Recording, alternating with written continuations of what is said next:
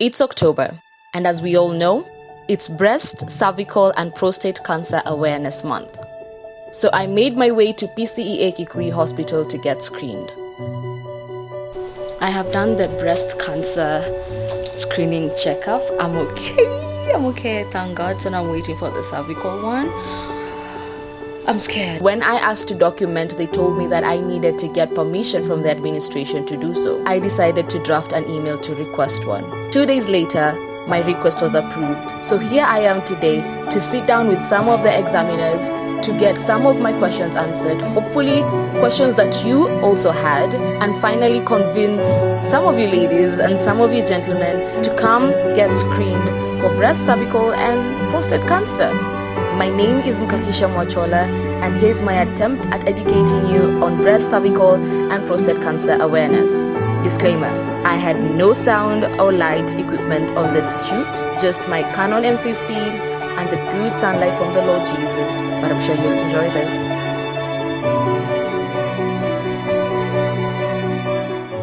My name is Margaret Wajiko Mashali. I'm a registered nurse working at PCEA Kikuyu Hospital. My name is Emma.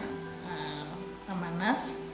As per today, I'm doing cancer screening, basically the cervical cancer.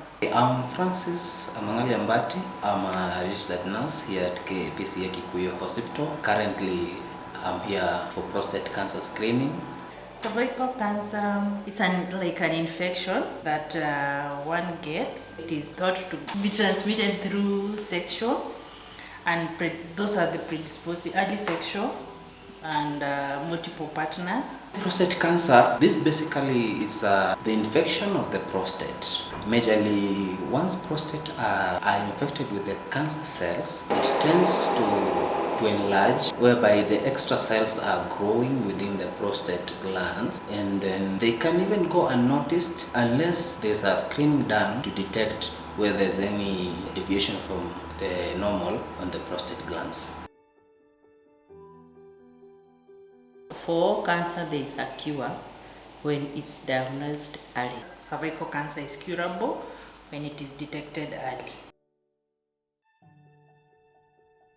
Yearly, until 50 years. When you are around 50 years, we advise you to go for the pap smear. As long as you are sexually active, I think it is necessary for someone to be screened, because you never know who has because this the virus, the HPV virus, is transmitted through sexual, and the men are the one who are harboring it. So as long as you're sexually active, you are supposed to be screened. Yeah. It's good to do the screening, and that's why we do it awareness. We do it every year, October month, so that you come early for screening, so that you be detected in case there is a cancer or any problem, to be detected early and to be treated early. First of all, screening, we screen people who may be having diseases or not. Majorly to detect if there is any anomalies, any abnormalities within the prostate that may predispose you to the infection. So we encourage, when you get to 40 years, unless there is a family history of cancer, you can be screened as early before you get to 40. But when you get to 40, we encourage that you do an annual screening. More so for the month of October in Kenya, we do every October. It's a prostate cancer awareness month.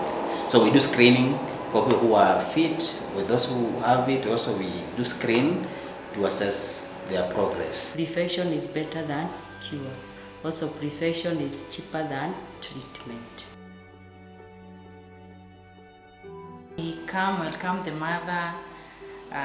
We unleash the pants. They sit on, there's like a couch, yeah, and then we use a speculum and acetic acid. That is what we are using it for screening. Then there are some changes that you are looking for in the cervix, the os of the cervix. In case you get any alarming sign, like the acetic acid there are signs that we know we are supposed to look for. When we get those signs, we refer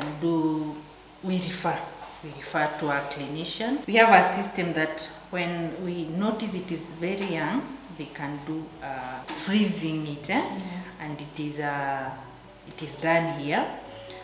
But after 50 years, we send you for pap smear and maybe other tests.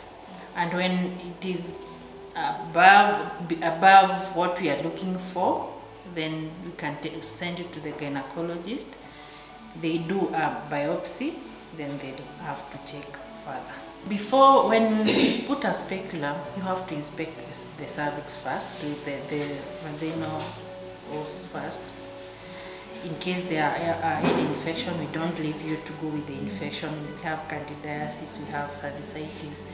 We take care of it, we give you treatment and we refer you. The percentage is like out of 10, we get 8 with other infection rather than the cervix, the cancer, the cervix, the suspicious cancer.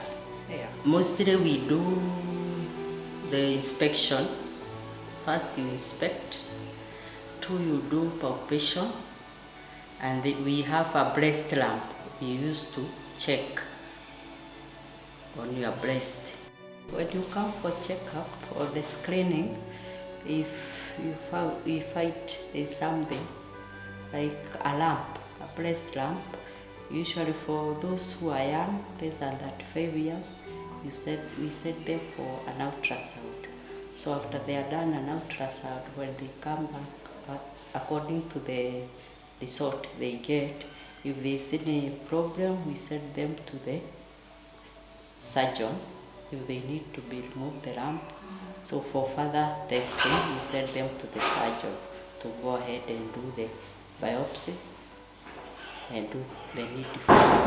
There are those who come, even if after we do the breast screening, they have no problem, but we still recommend it is necessary after 40 years. We usually send them for another X-ray we call mammogram, which is more advanced. So if they have a problem or not, we send them for mammogram. We advise it's good you do mammogram maybe after every 5 years, whether you have a problem or not. Okay, we usually advise a client, you just remove, you can do either lying on a bed or standing, whichever you prefer is good for you. You stand in front of your mirror, remove your clothes so that the breasts are out, okay? You go in front of a mirror and you start by raising both of your hands up, so that when you raise your hands up, your breasts are well exposed, and you first check the size of your breast. We usually tell them one breast is usually bigger, slightly bigger than the other. So you note that, so that anytime you check, you note which is your bigger breast. Then from there you check the color, the skin color of your breast. If you see, by the time you check every month, you note this is how my breast look like. So in case you see any changes on the screen, if it's red, somewhere it's red and you are not being hurt by anything that is not good, you go for that further checkup. If you see you are having a dimple on your breast and you didn't have, you see if it's changing, there's this color of very light orange, that change of the color. Or you see if there's somewhere you are getting, there's this skin or the little peel of a lemon, that roughness is not good.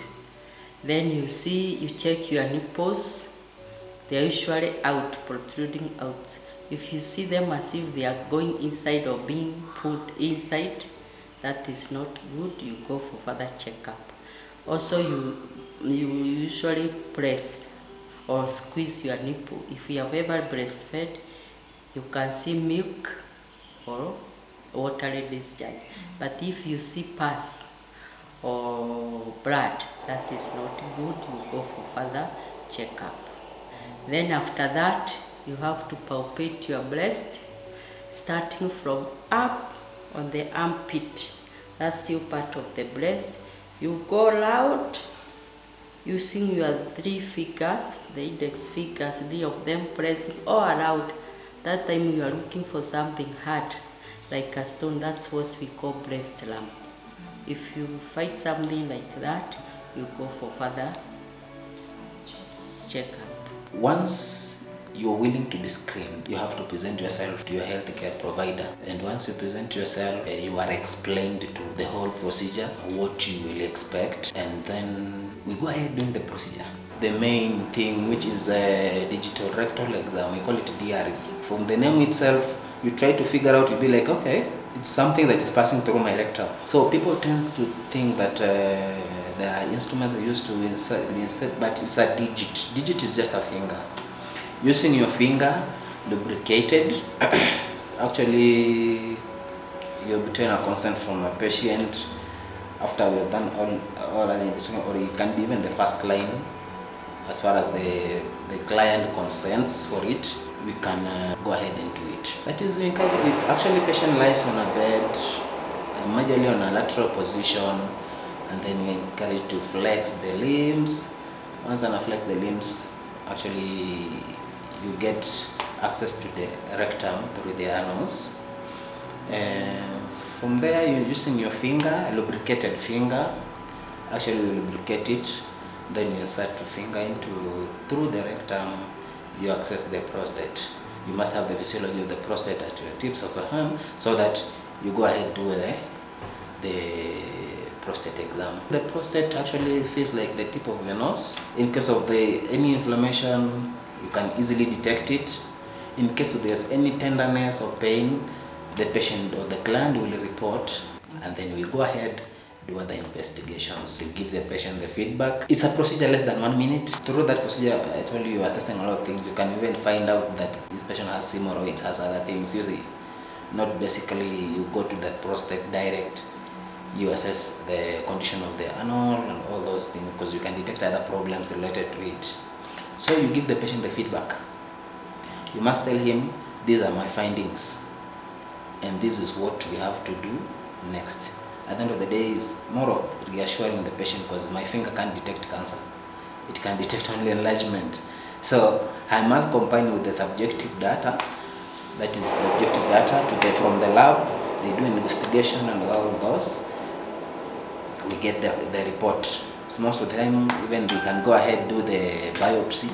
If it's enlarged, it's massive enlargement, you can get a biopsy from the prostate, get it tested, and then get the feedback. That is if the surgeon requests. So October has come to an end, but that doesn't mean that your opportunity or window to get screened and checked is over. You can get these services at any hospital near you any time of the year. October is just a month we use to spread awareness about breast, cervical, and prostate cancer. Thank you for watching, and don't forget to subscribe.